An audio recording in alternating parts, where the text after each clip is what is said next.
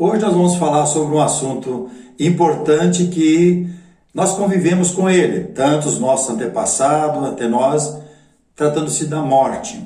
Sabe que há muito questionamento, porque na verdade o que nós conseguimos ver fisicamente é alguém que parte desse mundo e nós conseguimos acompanhar ele até a sepultura.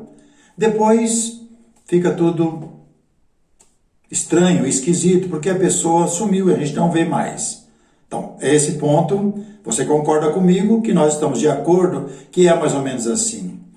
Mas e com respeito o que Deus revelou para nós sobre após a morte? Isso tem feito parte de um questionamento de muitos longos tempos. Já se fez, já se especulou muitas coisas. Mas sabe que o melhor é ouvir o que Deus fez. Após o homem ter pecado, todos que viveram naquele começo, seja 500 anos, 600 anos, e daí por diante 900, sabe que todos, chegou uma hora que vem a palavra em Gênesis, morreu. E morreu, viveu tantos anos e morreu. Então isso nós podemos ver. Mas por causa do pecado, em Gênesis capítulo 3, versículo 19, Deus fala que tu és pó e ao pó tornarás. Então o pecado leva à morte física, ao envelhecimento, a doenças e daí por diante. Então esse é o mundo do pecado e nós vivemos nesse mundo.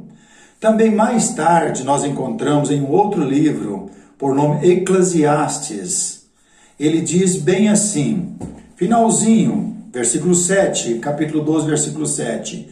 E o pó volte à terra como era, e o espírito volta a Deus que o deu. Percebeu? Tu és pó, e ao pó tornarás.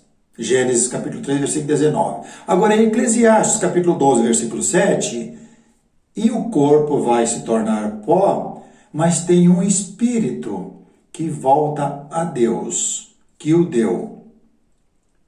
Esse espírito é que nós vamos conversar sobre ele um pouco, porque a sepultura não é o final. Não é o final. A sepultura não terminou. Ao contrário, a sepultura começa uma eternidade, seja para a vida com Deus ou a vida sem Deus. Mas então, e aí? O que estão fazendo esses espíritos? Onde eles estão? O que acontece com eles? Volte a Deus. Isso é o que sabem. Quando nós chegamos no Novo Testamento, Mateus capítulo 17, nós encontramos dois homens que viveram algum tempo antes de Cristo. Preste atenção comigo. Veja que interessante, e você deve pensar comigo e raciocinar o que esses homens estão fazendo agora no Novo Testamento e conversando e falando com Cristo. Mateus capítulo 17, no versículo 1, veja que interessante. Deve chamar a sua atenção e a minha atenção estes versículos, porque foi na transfiguração que aconteceu estas coisas. Versículo 1. 6 dias depois, tomou Jesus consigo a Pedro e aos demais irmãos, Tiago e João, e os levou em particular a um alto monte. E foi transfigurado diante deles. O rosto de Jesus brilhava. O seu rosto resplandeceu como o sol, e as suas vestes tornaram-se brancas como a luz. E eis que lhe apareceram Moisés e Elias, falando com eles. Eis que apareceu Moisés e Elias, falando com Jesus e os dois discípulos dele. Agora, vamos pensar um pouco. Você sabe quanto tempo Moisés viveu antes de Jesus? Por volta de 14 séculos. Cerca de 1.400 a 1.500 anos antes de Cristo. Moisés, um homem que andou com Deus e viveu ao lado de Deus. Agora ele aparece conversando com eles. onde está Moisés? Moisés está em um lugar que Deus os trouxe novamente para confirmar algo que ele tinha predestinado já, para que o homem pudesse agora acreditar em Cristo. Mas também apareceu um segundo homem, chamado Elias. Lembra de Elias? Elias viveu cerca de mais ou menos 8 séculos a 9 séculos antes de Cristo. 800 a 900 anos antes de Cristo. Esses dois homens já haviam falecido há muito tempo. E o espírito voltou a Deus. Mas esse espírito, ele não está morto. Ele não está dormindo. Deus os trouxe, esses dois homens de grande importância na vida deles com Deus, porque são homens que andou com Deus, e agora Deus está mostrando, tanto para os discípulos de Jesus, quanto para nós que estamos aqui hoje, que tem um lugar de descanso, que o homem, o ser humano que está com Deus, está com Ele e tem noção do que está acontecendo. Então não é para a gente pensar que ao ser sepultado, tudo se encerrou ali. Então esse questionamento de pessoas que dizem, olha, morreu, acabou, não acabou, pelo contrário, começou a eternidade, porque Deus nos criou para sermos eternos. E a conversa deles. Então disse Pedro a Jesus, Senhor, bom é estarmos aqui. Se quereis, farei aqui 3 tendas. Uma será a tua, outra para Moisés e outra para Elias. Olha a ideia de Pedro, fazer 3 tendas. Uma para Cristo, outra para Moisés e outra para Elias. Falava ele ainda quando uma nuvem luminosa os envolveu. E eis vindo da nuvem uma voz que dizia, este é o meu filho amado, em quem me comprazo, a ele ouvi. Então essa voz está dizendo para os discípulos e dizendo para mim e para você, este é o meu filho amado. Agora já não foi nem Moisés e Elias que falou, foi uma voz que veio em uma nuvem luminosa. Este é o meu filho amado, em quem todas as coisas estão nele. A ele vocês devem ouvir. Ouvir o que Jesus ensinou, para a gente também ficar do lado de Moisés e Elias e do lado de Cristo. Aí ele fala que ouvindo-a, os discípulos caíram de bruços, tomados de grande medo. Aproximando-se dele, tocou-lhes Jesus, dizendo, ergue-vos e não temais. Então eles, levantando os olhos, e ninguém viram, senão a Jesus. Então continue comigo no mesmo raciocínio. Moisés e Elias, um viveu cerca de 14 a 15 séculos antes de Cristo. Elias viveu cerca de 8 a 9 séculos antes de Cristo. Mas agora vieram de algum lugar, justamente para mostrar que Cristo é maior. Ele é o Senhor de nossas vidas. Ele é o Senhor de todo ser humano. A Ele nós devemos ouvir. Mas e aí? Jesus mais tarde vai contar também para nós o que é que acontece após partirmos desse mundo. Em Lucas capítulo 16 tem uma outra história. Vamos comigo. Lucas 16 também nos ajuda um pouco mais a compreender o mistério de quando partimos desse mundo. E é bem assim que nós vamos ver agora em Lucas 16, porque ainda estamos todos os dias vendo um amigo ou amigo de alguém ou um ente querido partindo desse mundo.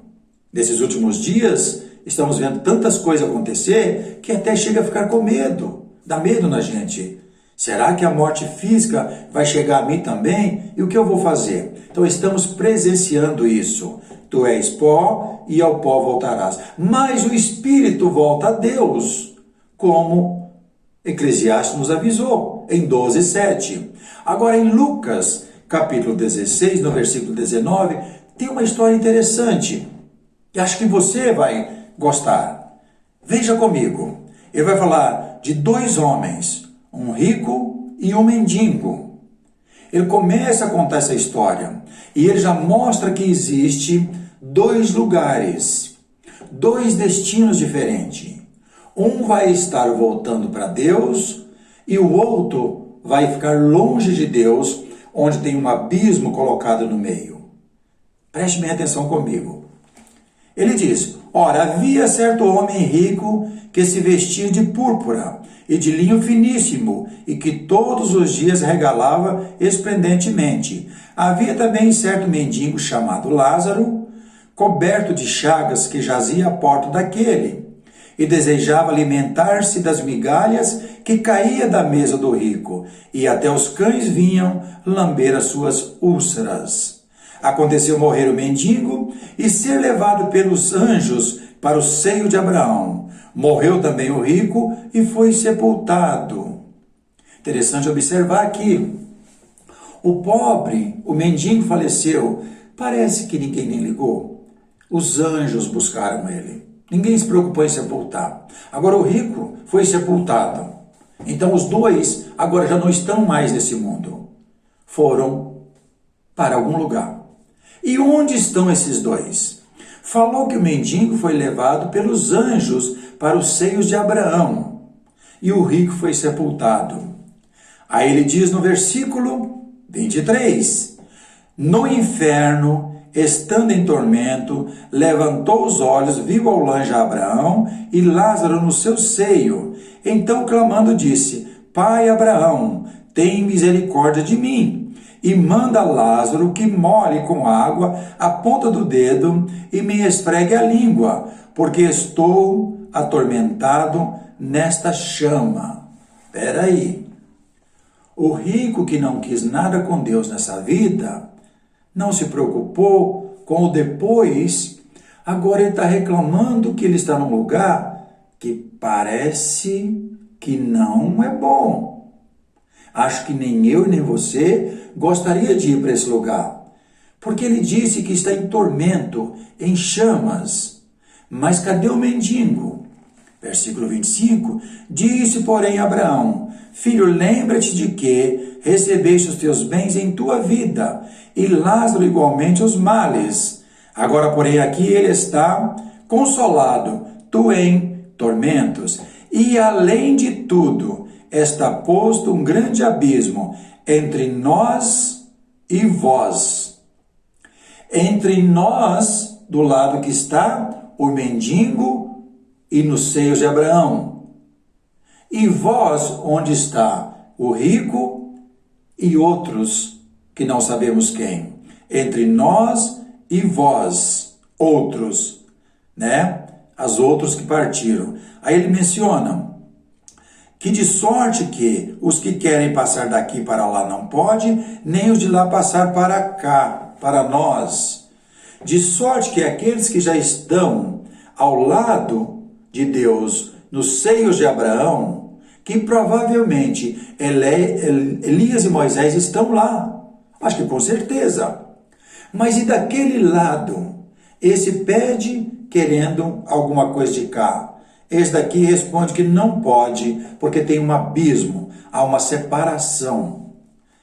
Ó, versículo 23. Disse, porém, Abraão: Filho, lembra-te que recebeste os teus bens em tua vida, e Lázaro igualmente os males. Agora, porém, aqui está consolado e tu em tormentos, e além de tudo está posto um grande abismo entre nós e vós, de sorte que os que querem passar daqui para vós outros não podem, nem os de lá passar para nós. Tem uma separação. Todos vão para a sepultura, mas o espírito volta a Deus com destino diferente. Você já pensou nisso? O corpo vai voltar para ser pó, mas o espírito volta a Deus com destinos diferentes. Um pouco mais na leitura. Então replicou: Pai, eu te imploro que mandes a minha casa paterna, porque tenho 5 irmãos, para que lhes dê testemunho, a fim de não virem também para este lugar de tormento. A preocupação daquele que está sofrendo. Pai, mande alguém na minha casa.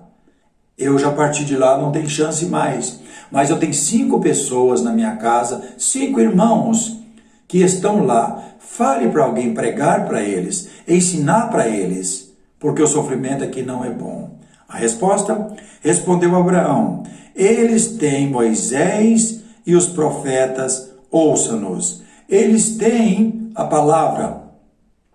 A palavra já foi pregada, a palavra já está na mão deles. A palavra está em nossas mãos para definir onde nós queremos estar na eternidade. No seio de Abraão ou em tormento. A preocupação dele, mas ele insistiu: não, pai Abraão, se alguém dentre os mortos for ter com eles, arrepender-se-ão. Se alguém for ensinar para eles a palavra de Deus, vão reconhecer que são pecadores, vão se arrepender. Abraão, porém, lhes respondeu: se não ouvem Moisés e aos profetas, se não ouvem as palavras que já foi revelada, se não ouvem a Bíblia, aí ele fala: tampouco se deixarão persuadir, ainda que ressuscite alguém dentre os mortos. Ainda que alguém volte na terra para pregar para eles. Então não há possibilidade. Aí nós percebemos 2 caminhos. Mas podemos perguntar, mas e as pessoas que estão do lado de Deus? Vamos olhar esse outro lado, para a gente ficar animado. Nessa mensagem de hoje, desse vídeo. Apocalipse capítulo 6. Apocalipse capítulo 6 mostra também pessoas que estão do lado de Deus, o que estão fazendo.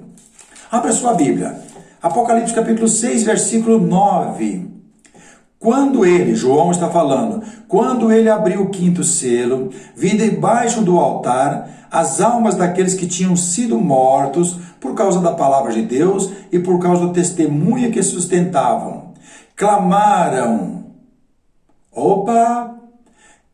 Aquelas pessoas que estão do lado de Deus, embaixo do altar, porque ainda não venceu, não completou o tempo de Deus, falaram com Deus: Senhor, olha o que ele diz, e soberano, ou soberano Senhor e santo, e verdadeiro, né? Glorificaram a Deus, louvaram a Deus, reconheceram quem é Deus, soberano, Senhor e santo e verdadeiro, né? Pedindo para julgar, para trazer vingança, aquelas pessoas que não querem nada com Deus, que até estavam massacrando e matando as pessoas que servem a Deus. A perseguição. Então a cada um deles foi dado uma vestidura branca.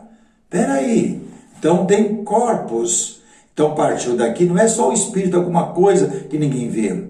Foi dado uma vestidura branca a cada um deles. E Deus falou que aguardasse mais um pouco, porque ainda estava completando o número dos conservos e de servos de Deus. Deus está formando uma grande família, mas quem vai morar com ele são as pessoas que querem ficar do lado dele, porque há 2 caminhos. Todos vão passar pela morte física enquanto Jesus não volta, mas são caminhos diferentes. Aí ele fala que foi para aguardar mais um pouco, até que também completasse os números dos servos, dos conservos. Nós ainda estamos aqui. Nós ainda talvez vamos passar pela morte física. Mais cedo ou mais tarde vamos. Se estivermos com Deus, vamos estar do lado daqueles que têm noção do que foi o sofrimento, do que foi as lágrimas, já se passaram, estão em conforto. Mas aqueles que não querem Deus vão estar do outro lado, em tormento. Por quê? Porque não aproveitaram o tempo hoje para estar proclamando e servindo e aprendendo o caminho. Nós temos Cristo, a mensagem dele que nos tem alertado a cada dia para não cair em tentação e errar o caminho que vai nos conduzir para a glória eterna ao lado de Deus. É muito bom lembrar onde estão Moisés, Elias e tantos outros, como esse Apocalipse, e ficar embaixo do altar de Deus, aguardando até completar o número de filhos porque ele está formando uma grande família. Então a sepultura não é o final, nem da minha vida e nem da sua vida, e da vida de nenhum ser humano. A sepultura é só uma passagem deste mundo físico para o mundo espiritual, seja ele espiritual com Deus, ou seja ele espiritual sem Deus, o espírito da desobediência. Sejamos sábios para estar gozando da felicidade eterna ao lado de Deus. Que Deus nos abençoe e nos dê sabedoria, enquanto nós temos a capacidade de pensar, de agir e de dar os passos em busca da verdade de Deus. Que Deus nos abençoe. Um abraço.